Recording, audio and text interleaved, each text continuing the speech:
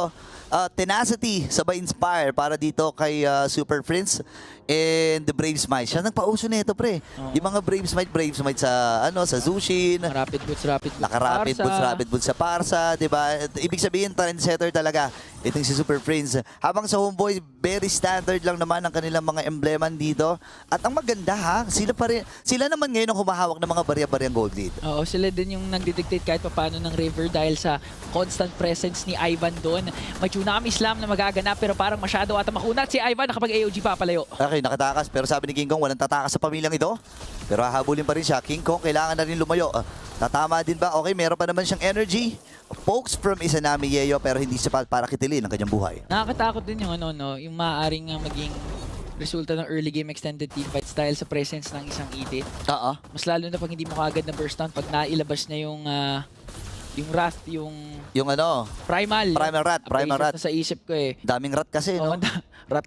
May rat din na yung bumabagsak sa langit. Oo, tama. Iba yan. Iba naman yun. Ibang kwento na yun. Pero ang kwento ngayon ay Homeboys was able to secure the first turtle.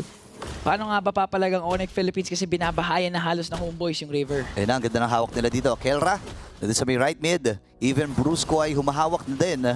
Pero kontrolado ng Homeboys sa magiging sitwasyon. Tatalon dito. And nagamit na rin kagad Tsunami Slam. Si Velang nabigyan. Labag-isaman force para kay Cutie. Pero nagtatatalo na sa may madalikuran. And this time ay maiipit ata si Ivan. Nakuha na ng kill. Bruce yung pamamatay ng 1-4 ng ibalitan. Pero yung pagong ay napunta pa rin sa Homeboys. Si King Kong gusto pang kumuha ng isa. Pero masakit at mahapdi na rin yung mga tornos dito ni Emal. Masakit 1/4 kagad ng HP doon ni King Kong na wala. Diversion play. Saan sila pupunta? May aabangan ba? Wala. Pero clear lang muna ng top lane habang si Super Prince at si Kirk uuwi. Hinatid lang. Ganda nun At least, alam mo kasi yung mga magpapamilya, pre. Ano, pre? Hindi, kapag alam mo yun, sa pamilya kasi gusto mo ihahatid mo yung mga bunso. Tama. Ihahatid mo yung kahit ka panganay, pre, hinahatid eh. So ganun kamahal ng Onyx Philippines ang isa't isa. At ganun nila ituring yung kanilang mga player kakampi dito bilang pamilya. At ngayon, lapas na rin sa 5 minuto at wala namang energy shields. Hindi po rin nakapitalize to na magkabilang kupunan. May si Halberd pick up na rin. Etong si King Kong. So, kahit pa paano nire-respeto din kasi ng Onyx Philippines yung catch potential nila eh. Kasi si Ivan tsaka si Izanami ayaw bitawan yung mid-brushes na kahit may potential angle yung mga diversion play na gawin ni Super Friends. Pag maganda kasi yung pwesto ng tatlong yan, madali nila maka-counter-go yung Onyx Philippines. Nakita natin yun so far kanina, especially during turtle takes. So let's see kung paano sasagot yung Onyx. Ang laki ng gold lead dito ni Vel against kay Kuya Kirk. Kasi nga naman namatay kagad to si Kirk. Tapos nakakuha ng 2 kills kagad itong si Vel. Pero nagsasama-sama na ang pamilya. Homeboys ngayon ay magpapakita sa may left mid bush. Si Kirk nagamit yung kanyang Dark Wave pero yung Dispersion Rotation, yun yung nagpapasakit sa ulo dito ng Homeboys eh. Tempo breaker din kasi yun eh. Yung kahit sa tingin mo Homeboys gusto nila mag-go, gusto nila mag-initiate. Pag kumonekta kasi yung yun yung reaction, wala eh. Mas-stop talaga sila doon sa kanilang tracks. So kahit pa paano namimitigate ng Onyx Philippines yung aggression na pinapakita ng Homeboys. Kasi gustong-gusto mag-clash ngayon ng Homeboys eh. Alam nilang lamang na lamang sila. Lalo na 'di ba nabanggit mo kanina yung nerf sa isang Fanny na ngayon ay hindi pa naman natin fully nakikita. Pero mamaya-maya kasi magre-reflect yan yung taas ng energy na pwede mong gamitin at ikonsumo. Atras muna sila. Top lane ay nabasag na rin dito ng Onyx Philippines. Bigay lang muna sila ng bigay. 3 pagong ang napunta at napatungo dito sa Homeboys. Pero kung titingnan mo, hindi pa rin lumalayo ang lead dito. Yan, 24, 84, barya-barya pa rin eh. Yun yung sinasabi kanina ni Midnight na ginagamit kasi yung diversion not necessarily to create initiations but pabilisin yung farm ni Kelra tsaka ni King Kong. Mabilis na yung Fanny in itself mag-farm pero pag hinahatid mo pa with the diversions, marami siyang jungle creeps na naaagaw. Tsaka ngayon papansin natin yung ruta na pupuntahan ni Emal is yung medyo tanky one dahil nga doon sa kanyang brute force breastplate na nakuha na rin. Torres sa may bandang ibaba ay napitas na dito ng Homeboys habang si King Kong ay medyo tahimik.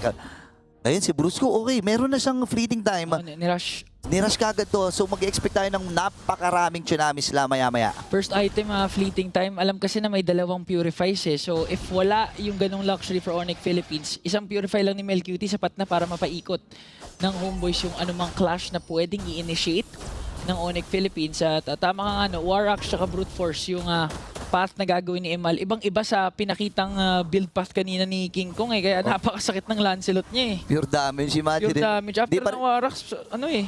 Oo. Hindi pa, Sakit na. hindi pa rin ako makamove on pre dun sa Phantom Execution Tornos pre. 2 hits. Ginawang minion eh. Ginawang mo, makapal pa buhay ng purple buff eh. Oh, wait lang, pumasok na rin dito ang kupunan ng Onyx Philippines Federation para maisagot.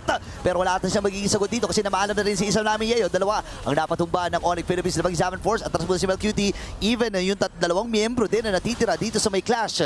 Habang si Kirk ay umaabante na. Siya ang nagsisilbing kuya dito sa kupunan ng Onyx PH. Ngayon ay babasag na sila at walang makakapigil. Hindi ito papebegers pero walang makakapigil sa Onyx PH. Bawal talaga mapigilan ang Onyx Philippines. At nakita mo kanina sa previous clash, no? Ang galing maghanap ng Onyx Philippines sa proper timing na pag napansin nilang may isang kumakalas, bibigyan ka agad nila. Ito yung nangyari kay Vel nung game number 1, yung CC niya nung kumala sa bottom lane. Nag-go ka agad yung Onyx Philippines. Pero ngayon, Homeboys, sinisimulan nila yung Lord kasi alam nila si Fanny nandun sa taas. Oo, pero delikado ata sila. Baba na ng buhay ni Ivan dito. Lilinisin na lang ata ni King Kong. Si Melcutie na napag-isaman force pero diretso na kagad ng Super Family. Pero mamamanat din si Burso. Ngayon naman ay si Melcutie ang mapapatay. Wala main damage dealer dito ng Homeboys. Unti-unti nagtutubahan. Habang si Bel na lang ang natitira. Ngayon may diversion play. Saan patungo dito ang Onyx Boys? Sa may bandang itaas. Pwede pa actually sila magbasag dito ha. Makakabasag nga sila dahil si Vel lamang ang natitira habang si King Kong naman ang nag-handle doon sa Lord. This could be an endable angle burrito. Ay, kaya natatapusin ito ng Onyx Philippines. At tatapusin na nga nila. Kaya bang linisin? Si Vel ay mamamatay. Ang Onyx PH. Dediretso na ba sila? Mabuti na lamang ay nagamit yung Feathered Earthstrike. Ibinitaw lahat ng mga skills dito ng Homeboys para lang maprotektahan ang kanilang sarili. Pero may glimpse na doon na Onyx PH. Yung kanilang gigil, the killer instinct mula sa mga Onyx Boys ay nagpaparamdam na. Naramdaman ko yung kabado ng Homeboys kasi literally one lose away ay uuwi na sila muli sa kanilang home country. Elimination match. Winner will advance to the knockouts and Onyx Philippines gigil na gigil ng matapos ang laban na ito. They're holding on to a 3.3k gold lead and reminiscent yung ginagawa nila sa sa style ng Liquid dati, yung binibait out nila yung mga neutral objectives. Sige, kunin nyo na yan, pero wipe out yung habol namin. Oo, may mga rundown sila na iniluluto dito. Lalo na ngayon si Halberg para dito kay Kelra na ngayon papunta na ata sa final item niya. Pwede siya actually mag-BOD kung gugustuhin niya. Dahil nga sobrang snowball na nito. 2,000 halos ang kalamangan niya against dito kay Melcutie. Ay, naku po! Off-cam kill. Sobrang dugo kasi nun. Hindi na pinakita sa screen, pre. Oo, kasi Rated R. sabi ng panel natin kanina, family-friendly yung show natin. Hindi na ito pinakita, men. Hindi na pinakita. Sobrang lala nung nangyari. I mean, hulaan na lang natin kung ano ba yun. Pero meron diversion play na gagawin. Dito ang Onyx PH, nag-aabang sila. Torres sa gitna ang tatargetin. Walang nagiging respond yung Homeboys. Parang hindi na nga ata maghihintay yung Onyx Philippines na mag-spawn yung Lord. Gusto nila makakuha ng isa pang inhibitor turret. Nandun na yung pagkasana ng Feathered Airstrike. Kaya naman atas ng konti ang Sonics at re-respetuhin nila yung damage capabilities ng Homeboys. Re-regroup ulit ang ating Sonics at hihintayin na lamang nilang Lord. Napakatindi ng pinapamalas dito ng mga Sonics. 5.2k ang kanilang gold lead and si King Kong ay hindi pa rin talaga nahahawakan. Look at that. Damage dealt ranking natin, Super Prince ang nangunguna. Kasunod si Kielra at si King Kong. The KK connection and the MVP.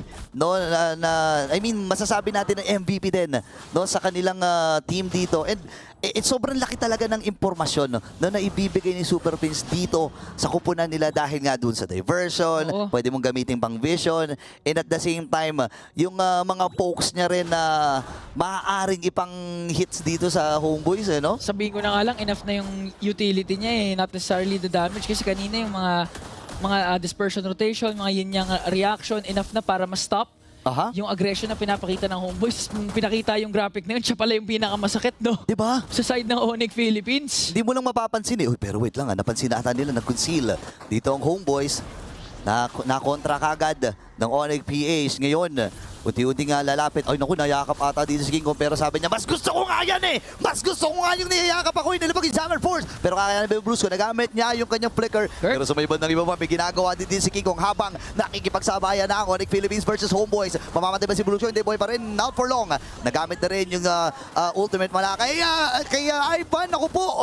Dalawa na lang ang natitira dito para sa Homeboys ng Onyx Philippines. Taylor. 4 pa! Napakatapang ni Keller, walang defensive item, nag-flicker pa pasulong para magkaroon na naman ng isa pang stack sa kanyang Sky Piercer. Izanami, ginamit na kayong Feathered Airstrike para maklear out yung minions, pero si King Kong nagigibos lang doon sa likod. Mal! Mapupuruhan na naman! Nakapag-phantom execution out pa din, pero wala na silang Torres sa gitna.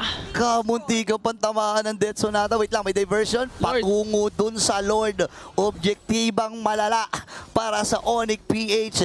Hindi makahinga ang Homeboys dito. Dini-December Avenue, pre.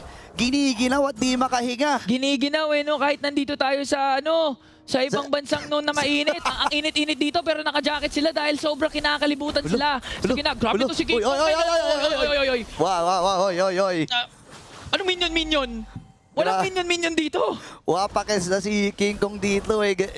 Men, dito natin masasabi na kahit napakatagal lang hindi nagagamit ito. Pero wait lang, mamaya pag-usapan niya kasi mamamatay ata. Ito si Bruce, hindi na buhay pa! Pero nandun si Gera, si Super Prince na kukuha ng kill. Mamamatay din si Bruce, diversion play para doon sa Purple. Si Super Prince na pupunta doon sa may badalikuran. Sasalubungin si Bale! Hindi niya kasama sa mga baka mag-anak ng Onyx PH ha. Pero sinasalubong si Bale. Dalawa na lang ang natitira dito para sa Homeboys. Mapapatay din dito si Bale at si Amal na lang ang natitira. Hindi na nga ata aabot dito si Amal dahil yung buong Onyx pasugod na sa gitna. Didiretsuhin na nila to at kabahan na ang dapat kabahan dahil ang Super Family ay aangat na! Onyx Philippines. Walang kaduda-duda.